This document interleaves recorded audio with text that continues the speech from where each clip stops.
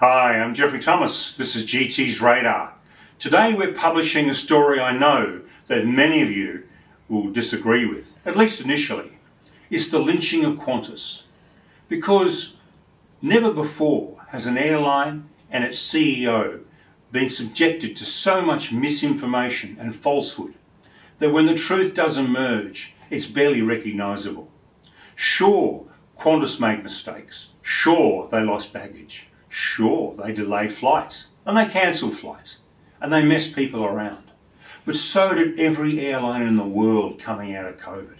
Here at Airline Ratings, we fielded literally thousands of emails from people complaining about every airline you can imagine and some that you can't. It was a global problem, and it's still a global problem.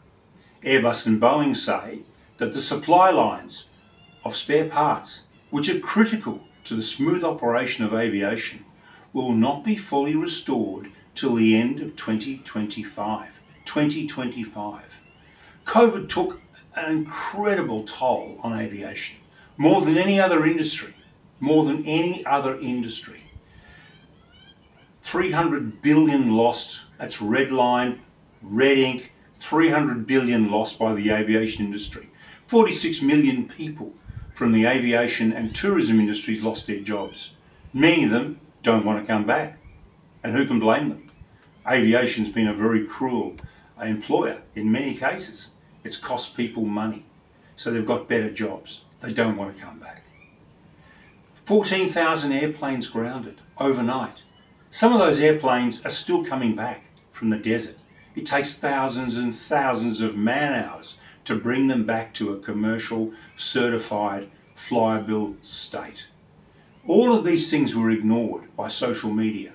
Social media ravaged Qantas, and mainstream media followed the lead of social media. All of a sudden, the tail's wagging the dog. Mainstream media, chasing clicks in many cases, ignored the truth and just went with what was popularist.